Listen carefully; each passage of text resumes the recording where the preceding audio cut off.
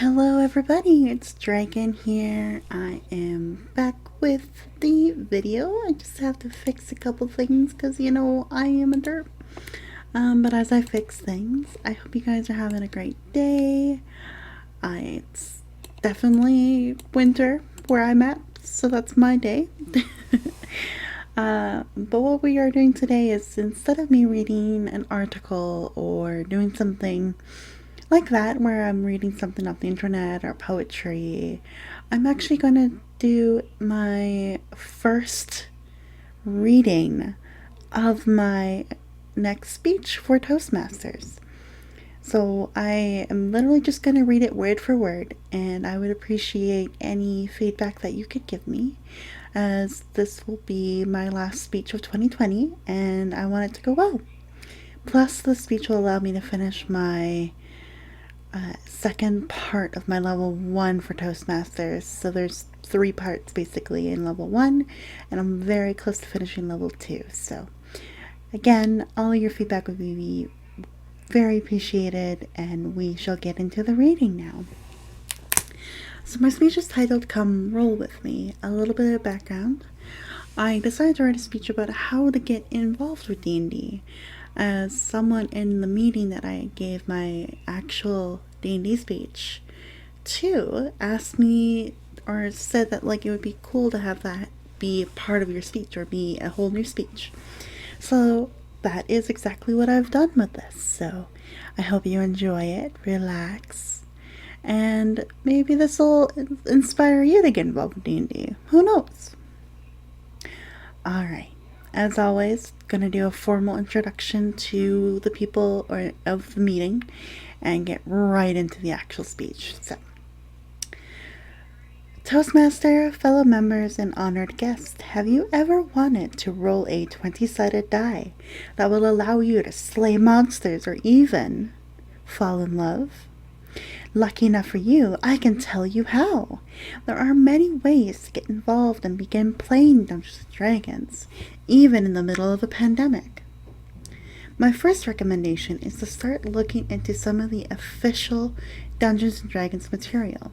There are multiple resource books that you can purchase, look into, rent from a library, or you can look at a website online or Google these things as well.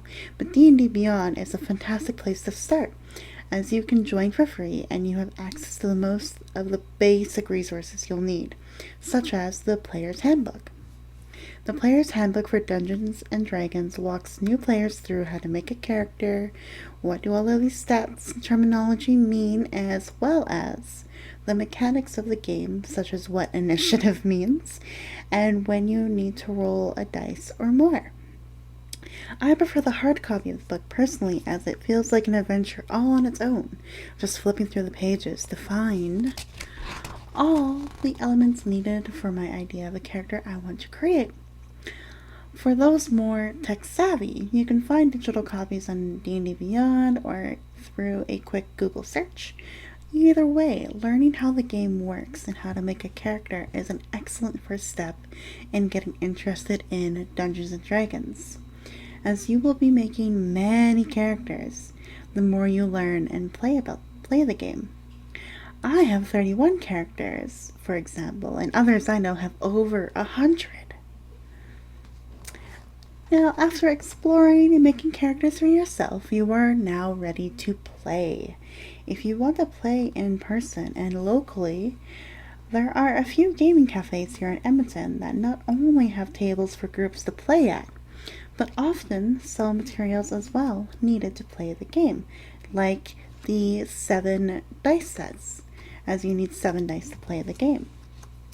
Tabletop Cafe is one example, and they even sell their products online as well. So if you want to purchase it online and be safe during the pandemic, you can.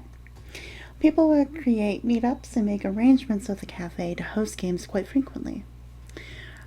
Another way to find a D&D group here in the city and locally is on Meetup.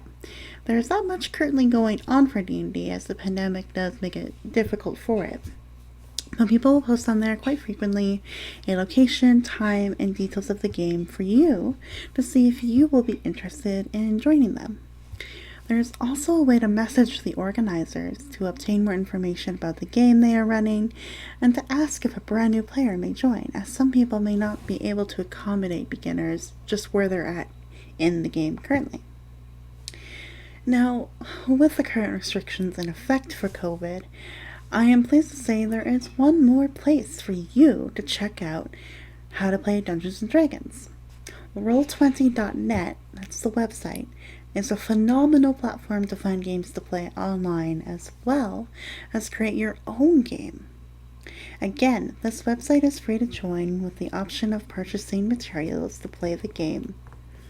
What is different about Roll20 versus D&D Beyond is that you can actually find a game to play in and join.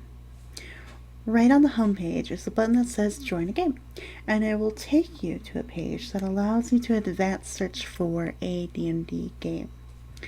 Now, there are risks, of course, to joining strangers online to play D&D, but if you click on a game, you can read a lot about the story, the level, mature content, etc. in order to discover if you would enjoy the gameplay or not. For example, if you click on a game with a theme that you dislike, such as the game involving a potentially racist storyline, because in D&D there are stories and campaigns that involve a little bit of that, you can literally just go back without messaging the person and keep searching. You don't have to join the first game you find either.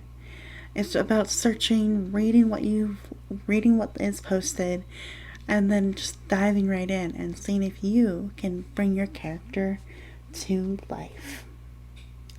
Now, once you find a game, I definitely recommend playing with that group for at least 2 to 3 sessions to see if you like the group and fit in well.